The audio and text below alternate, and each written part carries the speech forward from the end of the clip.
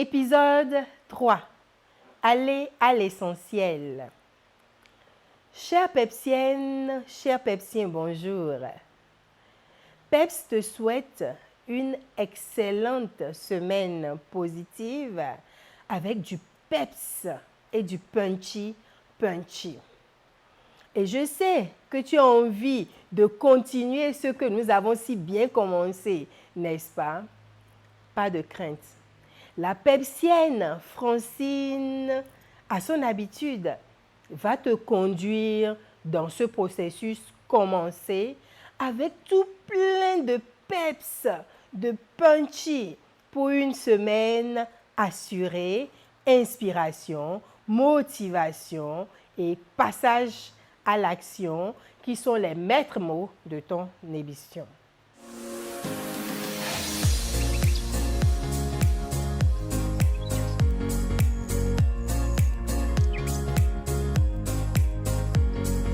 Peps, au travers de cet troisième épisode, veut t'amener à apprendre à aller à l'essentiel.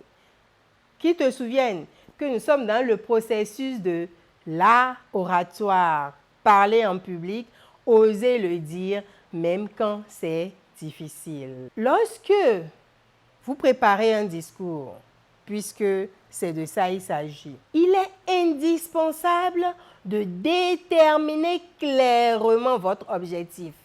Qu'il s'agisse de faire passer un message ou d'amener votre auditoire à faire quelque chose à l'issue de votre discours doit avoir un objectif. Le connaître vous aidera à décider de tout le reste. Quel type d'informations apporter, comment structurer, comment présenter. En fonction de ce qui sera le plus pertinent pour parvenir à vos fins, il existe deux types d'objectifs. Un objectif général et un objectif particulier. Et c'est les deux objectifs dont nous allons vous parler qui vont vous pousser à aller à l'essentiel. Alors, l'objectif général, de quoi s'agit-il? Un objectif général est l'intention qui sous-tend votre discours. Chaque discours appartient à l'une des 4 catégories d'objectifs généraux. Ça peut être informer. Vous présentez un discours destiné à informer si vous souhaitez que votre auditoire découvre un nouveau sujet, développe une nouvelle compétence ou élargisse ses connaissances sur un sujet déjà connu. Les conférences, la transmission d'instructions et les démonstrations sont des discours de type informatif. Maintenant, nous allons voir un autre aspect, persuader. L'objectif peut être persuader. Un discours persuasif vise à faire quoi, les amis? Un discours persuasif vise à modifier les attitudes ou comportements de l'auditoire ou à convaincre l'auditoire à accepter, à approuver votre point de vue. Les présentations commerciales, par exemple, et les discours de campagne promotionnelle sont des exemples de discours persuasifs. On va passer à une autre forme de discours, divertir. Un discours divertissant s'efforce d'amuser l'auditoire ou de lui faire plaisir. Les discours humoristiques, par exemple, sont la forme la plus évidente d'un discours divertissant.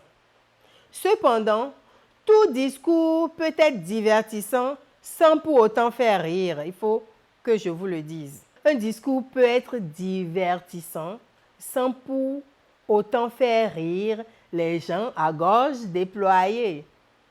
Il suffit d'y ajouter quelques anecdotes croustillantes, par exemple des situations inattendues lors d'un voyage d'affaires. Et nous avons une autre forme de discours inspiré. Un discours inspirant demande aux gens d'adhérer à une cause ou à un idéal noble ou à se surpasser. Il repose sur les émotions et les sentiments. Le discours inaugural d'une conférence est l'exemple type d'un discours visant à inspirer. Vous avez peut-être déjà entendu un discours qui vous semblait avoir deux objectifs. Par exemple, un discours informatif qui serait également divertissant, car l'animateur l'émaillait d'histoires drôles. Mais l'usage de l'humour ne veut pas dire que le discours avait deux objectifs généraux. Il faudrait qu'on vous le rappelle. L'objectif du discours consistait à informer, mais l'orateur a choisi de le présenter d'une manière humoristique uniquement dans le but de mieux faire passer son message. Mais ça ne veut pas dire qu'il y a deux objectifs qui sont visés. Bien qu'un même discours puisse avoir deux objectifs d'ordre général, nous vous le déconseillons fortement. Votre temps de parole étant limité, vous aurez en effet du mal à réaliser vos deux objectifs d'une manière efficace. De plus, vous risquez de fatiguer et de désorienter votre auditoire si vous lui présentez un trop grand volume d'informations. Maintenant que nous avons parlé de l'objectif général, nous allons parler maintenant de l'objectif particulier. L'objectif particulier est une déclaration qui doit se résumer à une seule phrase, dans laquelle vous exposez le but que vous espérez atteindre via votre discours. Il doit répondre à combien de critères? À 3 critères. Lesquels? La déclaration doit être exprimée du point de vue de l'auditoire. C'est le premier critère. Que voulez-vous que l'auditoire puisse faire après avoir écouté votre discours? Vous comprenez? Le deuxième critère doit être spécifique. Elle doit employer des mots très précis. Et le troisième critère doit être réalisable. L'objectif particulier doit être réaliste. Il doit être possible de le réaliser. Rédigez la déclaration du point de vue de l'auditoire au lieu de dire que votre objectif consiste à informer l'auditoire sur la décoration intérieure d'une maison. Vous pourriez dire, à l'issue de ma présentation, mon auditoire sera en mesure d'identifier les 5 étapes nécessaires pour choisir un entrepreneur compétent. Maintenant, si vous vous trouvez dans le cas d'un discours persuasif, votre objectif particulier dans ce cas pourra s'exprimer comme suit. À l'issue de mon discours, le conseil municipal approuvera la proposition de construire un centre artistique. Veillez à ce que l'objectif particulier ne soit pas trop ambitieux. Un exemple. À l'issue de mon discours, l'auditoire saura comment réparer une bicyclette. Vous pensez qu'en 10-15 minutes, vous allez pouvoir apprendre à votre auditoire comment réparer une bicyclette? Mais nous pensons qu'il serait plus judicieux de dire, à l'issue de mon discours, l'auditoire serait en mesure d'exécuter deux tâches d'entretien faciles qui leur permettra de conserver leur bicyclette en bon état. Là, ce n'est plus énorme. On a spécifié, on a rendu ça possible. L'objectif particulier doit être clair et concis. Rédigez-le en portant une attention particulière aux verbes utilisés. Pour un discours informatif, par exemple, la déclaration de l'objectif particulier devra contenir des verbes comme comparer, identifier, nommer, préparer, analyser et répertorier. Tandis que la déclaration d'un discours persuasif devra contenir des verbes comme acheter, contribuer, adhérer à cette cause, par exemple, offrir et voter. Nous vous déconseillons d'utiliser des verbes comme savoir, comprendre, reconnaître et être conscient. À l'issue de mon discours, le public sera conscient.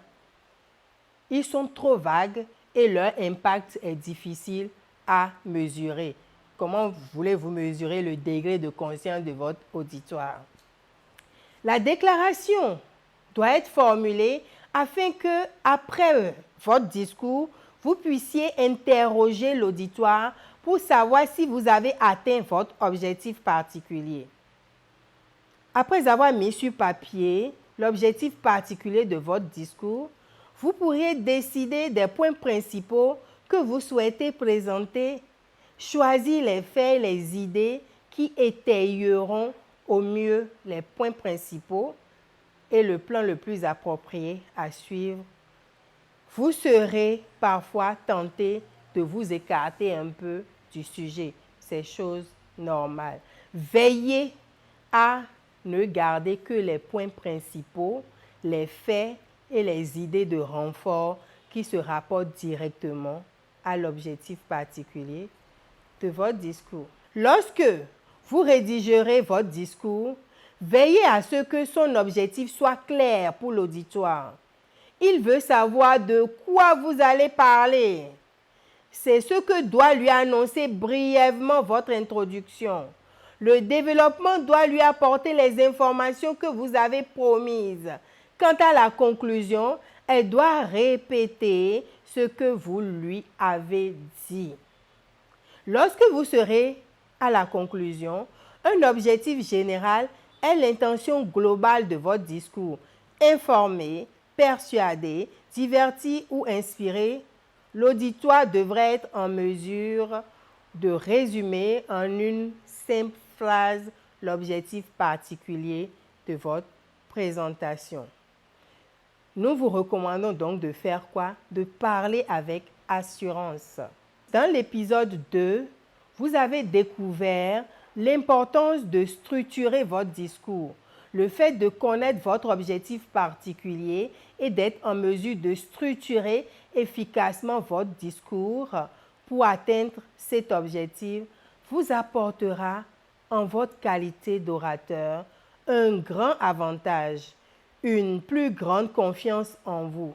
Si vous connaissez clairement l'objectif que vous souhaitez atteindre via votre discours et la méthode que vous employerez pour y parvenir, vous serez plus à l'aise et aurez confiance en vous et en votre discours.